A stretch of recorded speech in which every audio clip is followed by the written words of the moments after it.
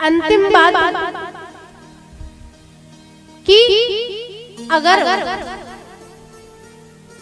कोई मार्ग में आपके द्वारा किया हुआ पाप आपको ज्ञात नहीं है तो घर आकर मन की शुद्धि के लिए हरि नाम संकीर्तन करना ठीक है। अब यहाँ पर राजा परीक्षित का जन्म तो हो गया था, अभिमन्यु के पुत्र माता उनकी उत्तरा और राजा परीक्षित का जन्म हुआ। अब राजा परीक्षित का जन्म इसलिए हुआ, क्यों हुआ, तो इसको भी सुंदर भाव में कहते हैं कि जब राजा परीक्षित का जन्म हुआ तो सब कहते हैं कि एक वंश को आगे बढ़ाने वाला होता है तो वो आपके वंश को आगे तो बढ़ाता ही है, लेकिन आपको पानी देने वाला भी होता है, मुक्ति प्रदान करने वाला भी होता है। यहाँ मानव जन्म भी दुर्लभ होता है क्योंकि ये ना तो बार बार मिलता एक बार है और एक बार मिलने के बाद अगर आपने उसका बहुमूल्य प्रकार से उपयोग नहीं किया तो आपका जीवन व्यर्थ है। यहाँ राजा अपने राजपाट में इतने व्यस्त थे और व्यस्त होने के कारण जो है राजा अपनी प्रजा में संतुष्टि देखना चाहते थे। राजा परीक्षित ये विचार कर रहे थे कि चलो क्यों न दिग्विजय को जाया जाए, देखा जाए कि हमारी प्रजा संतुष्ट है भी या नहीं। राजा परीक्षित दिग्विजय को गए। दिग्विजय को जाते समय जंगल में क्या देखते हैं कि एक कलयुग रूपी सत्य है और सत्य 3 प्रकार से टूट चुका है। राजा परीक्षित क्या देखते हैं कि कलयुग है वो सत्य को लात मार रहा है, ठोकर मार रहा है। तो एक दृश्य देखते हैं कि एक बैल है, बैल के 3 पैर टूट चुके हैं। बैल के सामने एक गाय खड़ी हुई है, वो रो रही है और एक भयभीत भयंकर रूप धारण किए हुए उस बैल को मारने आ रहा है। राजा परीक्षित जैसे ही देखते हैं तो राजा परीक्षित देखते ही सीधा बैल के पास जाते हैं। बैल से पूछते भैया तुम कौन हो और ये तुम्हारे सामने खड़ी हुई है, ये रो क्यों रही है, तुम्हारे 3 पैर कहाँ हैं, एक पैर बचा हुआ है।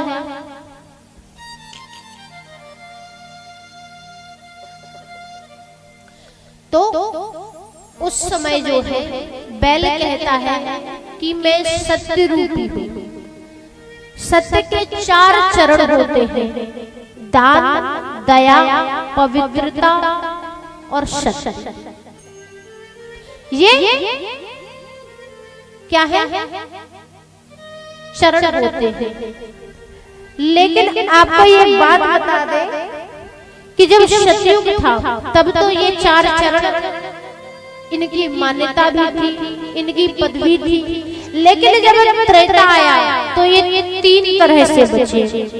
कौन कौन, सत्य, दान और दया। अब त्रेता के बाद जब द्वापर आया तो द्वापर में मात्र दान और सत्य ही बचा। लेकिन अब कलयुग का जब चरण प्रारंभ हुआ, कलयुग के 30 वर्ष बीत गए तो अब मात्र जो है सत्य रह गया। और ये 4 चरण मेरे 4 पैर हैं, मैं सतयुग हूँ। मुझे 3 प्रकार से नष्ट कर चुके हैं लोग। कौन कौन से? पवित्रता से, दान से, दया से। ये 3 प्रकार से मैं नष्ट हो चुका हूँ। अंत में मेरे पास एक ही पैर बचा, एक ही चरण बचा, वो है सत्य। लेकिन ये कलयुग रूपी राजा जो है मेरे सत्य को भी आज समाप्त करने वाला है। और ये जो गाय है ये स्वयं साक्षात पृथ्वी है। कलयुग के पापों से ये धस चुकी है, इसलिए ये मेरे सामने रो रही है। जब कलयुग सत्य को मारने पहुंचते हैं, बैल को मारने पहुंचते हैं, तो उसी समय जो है राजा परीक्षित रोकते हैं और रोक करके धनुष चढ़ाकर कलयुग को मारने ही वाले होते हैं। उसी समय कलयुग शरणागत होता है, राजा के पैरों में गिरकर क्षमा मांगता है, कहता है कि क्षमा दान क्षमा शैन्य, क्षमा दान मांगता है कि जीवन में जो व्यक्ति शरणागत होता है उसको एक बार तो क्षमा करना ही चाहिए, भले ही वो कितना बड़ा पापी क्यों ना हो। और मैंने सुना है कि जो वीर धनुषधारी थे अर्जुन, उनके आप पोते हैं, अभिमन्यु के आप पुत्र हो, और मां उत्तरा के गर्भ से जिनकी रक्षा स्वयं साक्षात गोविंद ने की, उनकी शरण में आया हुआ, कलयुग की शरण में आया हुआ कोई व्यक्ति क्या आप उसको शरणागत नहीं दोगे? तो उस समय जो है दादाजी की बात याद करते हुए, अर्जुन की बात याद करते हुए राजा परीक्षित विचार करते हैं कि अर्जुन ने कहा था कि शरण में आया हुआ व्यक्ति चाहे भले ही शत्रु क्यों ना हो, उसका अपमान मत करना, उसका तिरस्कार मत करना, उसको भी मित्र के भांति सम्मान देना। बात याद आई तो राजा परीक्षित की शरण में आया हुआ कलयुग, उन्होंने कलयुग को स्थान प्रदान किया कि देखो भैया, तुम भले ही कलयुग हो, तुम्हारा ये समय चल रहा है, लेकिन इस समय में ये राजपाट जो है ये मेरा है, यहाँ क्या है अभी मेरा राज्य है, लेकिन फिर भी मैं तुम्हें रहने के लिए स्थान देता हूँ कि जाओ जहाँ झूठ हो, जहाँ पाखंड हो, जहाँ वैश्यवृत्ति हो, जहाँ जुआ खेलता हो, जहाँ मदिरा का पालन होता हो, जहाँ झूठ हो, वहां जाकर तुम्हारा वास। अब इतना कहकर जो है जैसे ही कलयुग के लिए उन्होंने स्थान दिया, परीक्षित जी जाने लगे। तो परीक्षित जी तो कहते हैं कलयुग कि हे प्रभु, आपने ये जाना नहीं कि मैं हूँ तो कौन, लेकिन इस कलयुग रूपी जीवन में भी मेरा किस प्रकार का प्रभाव है। कि कलयुग कहते हैं कि कलयुग केवल नाम आधारा और सुमरी सुमर नर उतरहि पारा। अरे हे राजन, तुम्हें ये ज्ञात नहीं है कि इस कलयुग के समय में भी जो सत्य रूपी मार्ग को अपना करके प्रभु के शरण में चला जाता है वो गोविंद को प्राप्त होता है। इसलिए इस बात का आप ध्यान रखिए। कलयुग की ऐसी बात सुनकर राजा परीक्षित बड़े प्रसन्न हुए। राजा परीक्षित ने कहा कि जाओ, तुम्हारा स्वर्ण में भी सोने में भी वास। जब इतना कहा तो इतना कहते ही कलयुग उनके मुकुट में विराजमान हो गए, और वो मुकुट जरासंध का था, जो ईर्ष्या क्रोध द्वेष पाखंड से भरा पड़ा था, क्योंकि जरासंध ने भगवान से 17 बार युद्ध किया था, लेकिन 17 बार भी पराजित हुए थे। 18 बार जब युद्ध करने पहुंचे तो भगवान गोविंद पर्वत में जा चुके थे। इसलिए वो क्रोध से, ईर्ष्या से, द्वेष से, पाखंड से भरा पड़ा हुआ था। लेकिन फिर भी राजा जरासंध के मुकुट में जब कलयुग विराजमान हुए, यहाँ भगवान ने उनकी बुद्धि को फेर लिया। मति जो है मारी गई, जोर से प्यास लगने के कारण जो है वन को चले गए। वन में जल की देखते देखते एक आश्रम में जा पहुंचे। आश्रम में जो है शमीक ऋषि तपस्या में लीन थे, पानी पीने के लिए उन्होंने कई बार आवाज लगाई, लेकिन जो है राजा परीक्षित की आवाज ना सुनी, तपस्या में लीन रहे।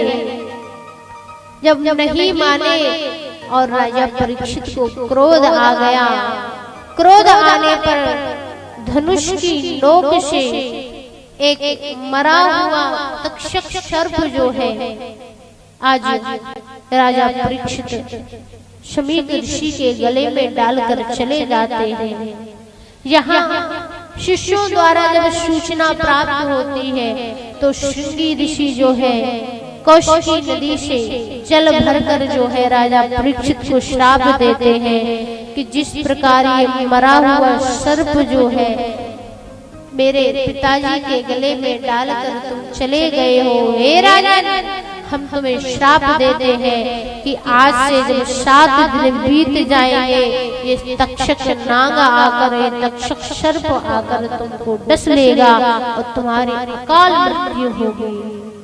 इतना विचार करके श्राप दिया और शिष्यों ने ये बात जाकर जो है गुरुजी को बताई कि आपके पुत्र ने जो है आप की बात को ध्यान में रखते हुए कि आपको मरे हुए सर्प को गले में डालकर जब राजा चले गए, ये बात जब मैंने जाकर आपके पुत्र को बताई तो आपके पुत्र ने जो है राजा को श्राप दिया है। ऋषि ने बात को जब सुना, सुनकर कहने लगे कि इसमें हो न हो कहीं न कहीं गलती मेरी है, क्योंकि मैं ही अपनी तपस्या में इतना लीन था। अरे वो तो हमारे सेवक हैं, वो हमारे संतों की कितनी सेवा करते हैं। अरे राजा परीक्षित जैसा तो कोई सेवा भाव वाला व्यक्ति आज तक हुआ ही नहीं। वो वन से, जंतुओं से, जीवों से हमारी रक्षा करते हैं, हमें वन में शांति प्रदान करते हैं, हमारी सुरक्षा में कोई कमी नहीं रहने देते हैं। अगर हमारा राजा द्वार पर चलकर आया है, हमसे कुछ मांग रहा है और हम ना दे पाए तो राजा का क्रोध में आना स्वाभाविक है। अरे इसमें उनकी कोई गलती नहीं है, ये तो सब माया है प्रभु की।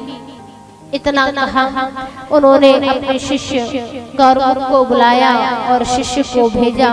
राजा परीक्षित को सारी बात बताई। राजा परीक्षित जो है जय में जय को राज्यभार सौंप कर जो है आज सभी चीजों से नित्य होकर सबका त्याग करके जो है गंगा किनारे जो है प्रभु भक्ति के लिए चले गए कि अब जब मरना ही है 7 दिन बाद, तो अब इस राजपाट को जो है पुत्रों को सौंप दिया।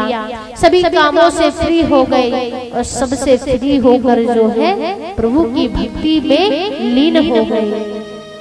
यहाँ महाराज गंगा किनारे पहुँचे थे, वहाँ पर अत्रि वशिष्ठ देवल, जय में जय, भारीदत्त, गौतम, अन्य अगस्त्य ऋषि, परशुराम और व्यास, नारद आदि जो है सभी अपने शिष्यों के साथ पधारे।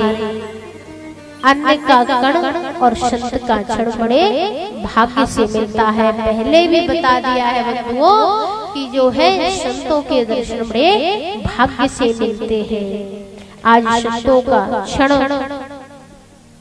बर्बाद ना करते हुए उनको लिए आसन प्रदान किया, क्योंकि महाराजा परीक्षित बड़े ज्ञानी हैं, बड़े ही सेवकीय हैं, जो संतों की, ब्राह्मणों की, प्रजा की सेवा करने वाले हैं। तो संतों का क्षण बर्बाद ना करते हुए उन्हें आसन प्रदान किया।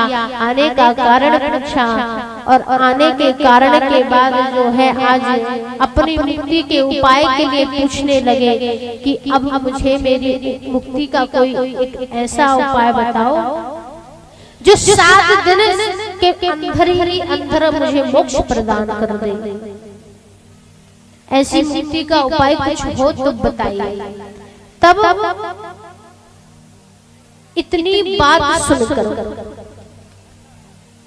जब संतों का सत्संग होता है ना, वार्तालाप होती है ना, तो संतों की महिमा का बखान बताया गया है कि हाँ सभी संत अपने शिष्यों के साथ पधारे हुए थे। तब उन्होंने, नारद जी ने एक बड़ी ही सुंदर बात कही कि अगर 7 दिन में मुक्ति का कोई उपाय भी है तो वह साक्षात श्रीमद् भागवत कथा है। अरे श्रीमद् भागवत कथा को श्रवण करने से जीवन में जो परिवर्तन आता है, जो लाभ प्राप्त होता है, जो मोक्ष की प्राप्ति होती है, उसका क्या ही बखान करें। इतने में ही जब संतों की ध्वनि कानों तक पहुंची तो सुखदेव जी का आगमन हुआ। बोले सुखदेव जी महाराज जी की। सुखदेव जी कौन है? व्यास जी के पुत्र हैं, जो 16 वर्षों तक शास्त्रों में निपुण रहे हैं। उनका शरीर मानो 16 वर्ष का हो और 16 वर्ष के सुखदेव जी सभा में उपस्थित होते हैं। उनका आगमन होता है और उनके आगमन पर सभी संत महंत जो है उनके लिए जय जयकार करते हैं और जय जयकार करके उनके लिए आसन प्रदान करते हैं। अब यहाँ से जो है अमृतमयी कथा आज राजा परीक्षित श्रवण करने जा रहे हैं। यहाँ स्वयं वो अपनी कथा को बताते हैं कि मेरा जन्म कैसे हुआ और जन्म किस प्रकार लिया और क्यों लिया।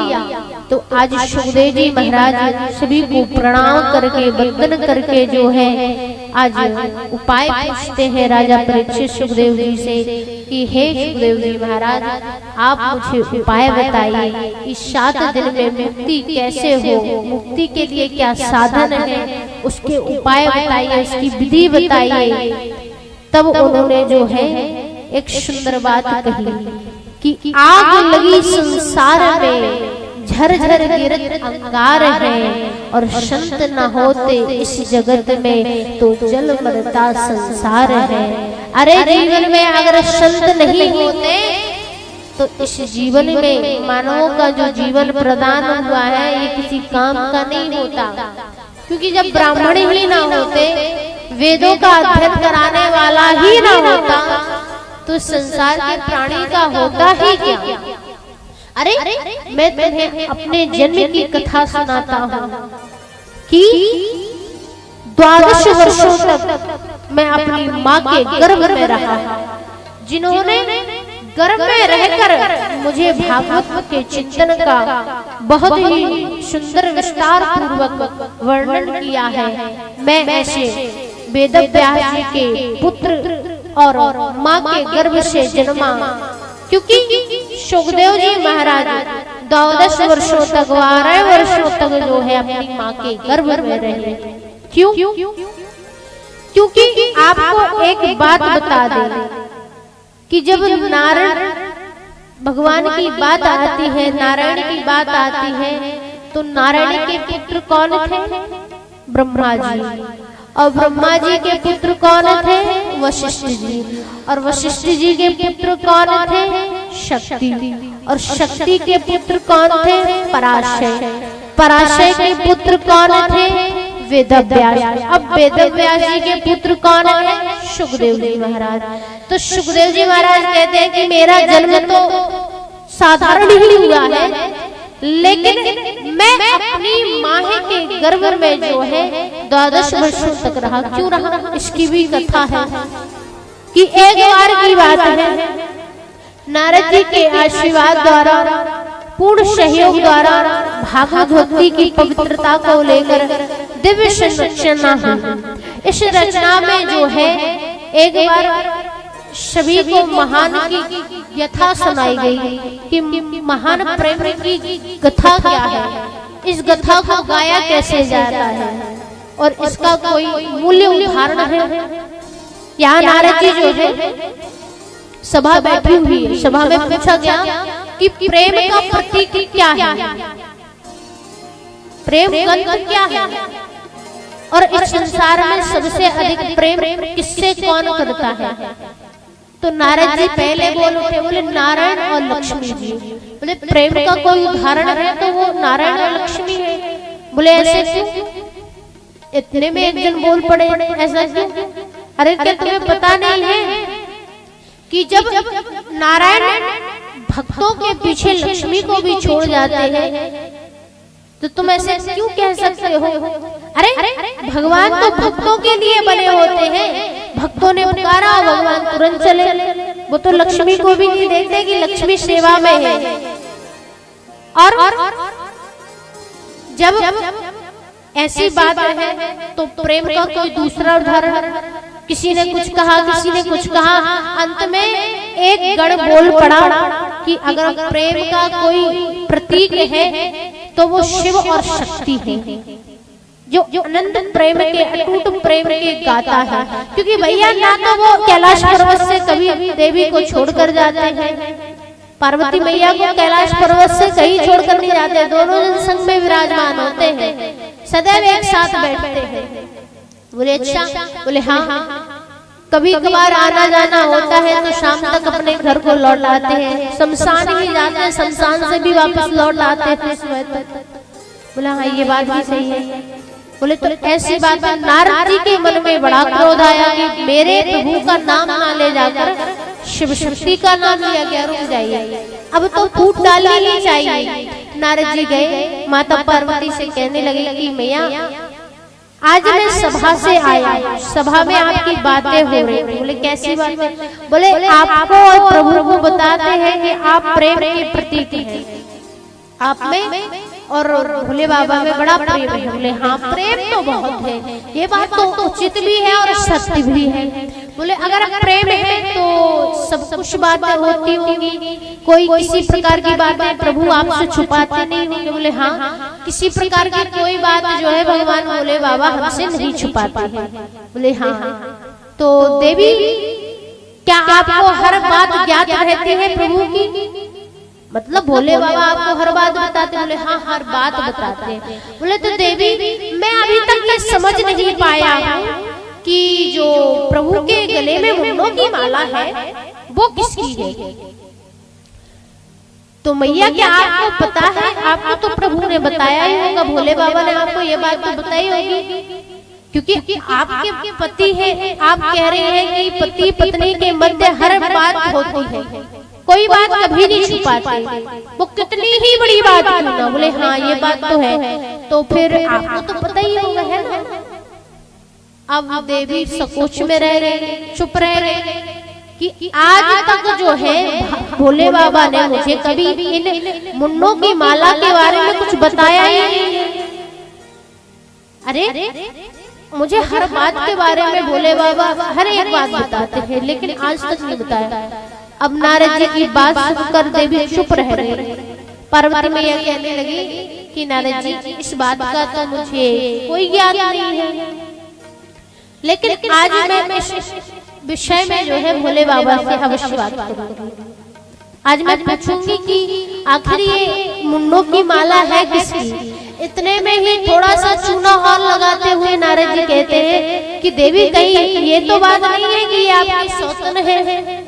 अरे हो सकता है आपकी सौतनों की मुंडों की माला धारण किए हो, या फिर हो सकता है किसी और से प्रेम करते हो, इसीलिए हो सकता है आपको ये बात नहीं बताई। थोड़ा मिर्च मसाला लगाकर नारद जी चले गए। भोले बाबा जब आए शाम को लौटकर भोले बाबा देखते हैं कि आज देवी जो है ना तो दरवाजे पर प्रतीक्षा कर रही है, ना तो देवी ने आज भांग घोटी है, ना तो जो है प्रभु गणेश के लिए जो है मोदक बनाए हैं, ना तो कार्तिकेय के लिए खीर बनाई है। क्या बात है आज हर दिन से आज ये दिन बड़ा भिन्न लग रहा है, अलग लग रहा है। देवी के पास गए, देवी जी से पूछा कि देवी क्या बात है, आज क्रोध में हो, कोई बात है या फिर किसी ने कुछ कहा है? बोले किसी ने कुछ कहा ही नहीं है, बात तो बस इतनी ही सी है। बोले देवी क्या बात है, ना तो आज तुम मेरी प्रतीक्षा में थी, ना तो तुमने भांग घोटी है, ना कार्तिकेय के लिए खीर बनाई है, ना गणेश के लिए मोदक बनाए हैं। बोले हाँ बस इस चीज के लिए तो व्याकुल लाए थे कि कार्तिक के लिए खीर बनाती रहूं, है गणेश के लिए मोदक बनाती रहूं, तुम्हारे लिए दिन भर भांग घोटूं, तुम्हारी प्रतीक्षा में घंटों जो है मैं दरवाजे पर खड़ी रहूं, बस घर के काम काज के लिए ही लाए थे। बोले देवी क्या बात है आखिर? बोले बात तो इतनी है कि ऐसा मन तो करता है कि आपको इसी समय त्याग करके जो है अपने पिता के घर चली जाऊं। अरे आप कहते हैं कि आप हमसे सबसे अधिक प्रेम करते हैं, लेकिन प्रेम का अर्थ ये तो नहीं होता कि आप हमसे बातें छुपाएं। अरे प्रेम में तो हर किसी से हर प्रकार की बातें होती हैं। आपने किस प्रकार का प्रेम किया कि आप तो हमसे बातें ही छुपाने लगे? बोले देवी ऐसी कौन सी बात है जो मैंने आपसे छुपाई है? बोले अगर ऐसी बात नहीं है तो फिर एक बात बताओ, ये मुंडों की माला किनकी है? अरे इनको क्यों धारण करते हो? ये है कौन? आखिर इनको धारण करने का रीजन क्या है? इसका आखिर कारण क्या है? तो भगवान भोलेनाथ बड़े ही नम्र होकर कहते हैं कि देवी आज तक आपने मुझसे इस विषय में पूछा नहीं, मैंने बताया नहीं, आज तुमने पूछ लिया तो मैं बता देता हूँ कि देवी तुम्हारे ही मुंडों की माला है। जितनी बार तुम्हारा जन्म हुआ, जन्म के बाद तुम्हारा मरण हुआ, तुम मरण के बाद मैंने तुम्हारे मुंडों की माला बनाकर जो है अपने शरीर में धारण की, क्योंकि देवी मैं तुमसे इतना अधिक प्रेम करता हूँ कि एक क्षण भी तुम्हें अपने हृदय से जो है दूर नहीं कर सकता।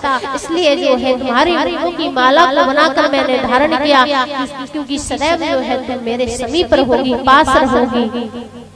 बस इतनी सी बात है देवी, पहले पूछ लेते तो पहले ही बता देते। बोले ऐसी बात थी अगर तो एक बात और बता दो कि आज तक जो है मेरे जन्म मरण होते रहे और आपका कोई कुछ प्रकार किसी प्रकार की हानि नहीं हुई, आखिर ऐसा क्यों? अरे मेरा जन्म हुआ, मरण हुआ, मरण होने के बाद मैंने पुनः जन्म लिया, लेकिन आपको मेरे बारे में सब कुछ ज्ञात है और आपने इतने जीवन के बाद एक एक करके इस मुंडों की माला पिरोई, उसको धारण किया। आखिर ऐसा कौन सा अमृत आपने पान कर लिया है, अमर फल खा लिया है जो आपको मृत्यु नहीं होती, आप अमर हो गए हो? बोले हाँ देवी मैं तो अमर हूँ, क्योंकि मैंने अमर कथा को श्रवण कर लिया है, मैंने भागवत कथा को श्रवण कर लिया है। जो जीवन में एक बार अमर कथा को, भागवत कथा को श्रवण कर लेता है वो अमर हो जाता है। क्योंकि देवी याद नहीं होगा कि शरीर तो आप 7 बार बदल लेते हो, लेकिन आपकी आत्मा कभी मरती नहीं है। मरता क्या है? आपका शरीर। लोग कहते हैं ना व्यक्ति मर गया, व्यक्ति नहीं मरता, व्यक्ति का शरीर मरता है, लेकिन आत्मा जो है एक शरीर को छोड़कर दूसरे शरीर में प्रवेश करके जो है उस शरीर को धारण कर लेती है। इसलिए देवी मैं अमर हूँ क्योंकि मैंने अमर कथा को श्रवण कर लिया है। बोले अगर ऐसी ही बात है स्वामी तो मैं भी इस अमर कथा को श्रवण करना चाहती हूँ, मैं भी इस अमर कथा को सुनना चाहती हूँ, क्योंकि इस अमर कथा को सुनकर मैं भी अपने जीवन को धन्य बनाना चाहती हूँ। जब उन्होंने इतनी बात सुनी तो भगवान भोलेनाथ ने एक डमरू बजाया। डमरू की आवाज सुनकर जो है 4 प्रकार के जीव जो है कोशों दूर भाग गए। अंडज पिंडज ओतश 4 प्रकार के जीव थे। इन 4 प्रकार के जीवों में एक अंडज जीव जो है पेड़ की वृक्ष की ओनी में बैठा हुआ था। उस समय जो है ध्वनि की कंपन्नता से जो है वो अंडे से बाहर निकला और अंडे से बाहर निकलकर जो है पेड़ के वृक्ष की टहनी पर जाकर छिप गया। अब देखिए भागवत जी में बताया गया है कि ये 4 प्रकार के जीव कौन कौन से हैं। अंडज, अंडज वो है जो अंडे से जन्म लेते हैं। जरायु वो है जो मनुष्य है। पिंडज वो है जो मनुष्य है। और उत्भुज वो है जो वृक्षादि से जन्म लेते हैं। और श्वेतज वो है जो जुए लीग आदि से उत्पन्न होते हैं। ये 4 प्रकार के जीव होते हैं जो 83,90,999 योनियों में भटकते हुए जो है इस 84 कोश में 4 प्रकार से जन्म लेते हैं, जीव बन के आते हैं। अंडज पिंडज ओतश इन 4 प्रकार के जीवों का वर्णन भागवत जी में बताया गया है। और आज जो है इनका वर्णन करके जो है आज जब उन्होंने वर्णन किया, अंडज जीव जो है पृथ्वी पर गिरा, पृथ्वी से गिरकर जो है उसने एक वृक्ष की टहनी पर जाकर छुप गया। अमृत कथा यहाँ जो है प्रारंभ होती है और अमृत कथा का पान जो है आज सुखदेव जी महाराज जी के रूप में, शुक्र जी के रूप में जो है वो तोते का बच्चा श्रवण करता है। क्योंकि यहाँ जैसे ही अमर कथा प्रारंभ होती है, यहाँ माता पार्वती मैया जो है घोर निद्रा में चली जाती है। सारी अमृत कथा का पान जो है शुक्र देवता करते हैं, सुखदेव जी करते हैं। और जैसे ही कथा विश्राम की ओर होती है, भगवान भोलेनाथ देवी से पूछते हैं, क्यों देवी आपने अमर कथा का पान कहाँ तक किया, कथा का श्रवण कहाँ तक किया? तो देवी पार्वती मैया कहती है कि हे प्रभु, मुझे तो यही नहीं पता कि कहाँ कथा प्रारंभ हुई और कहाँ कथा का अंत हुआ।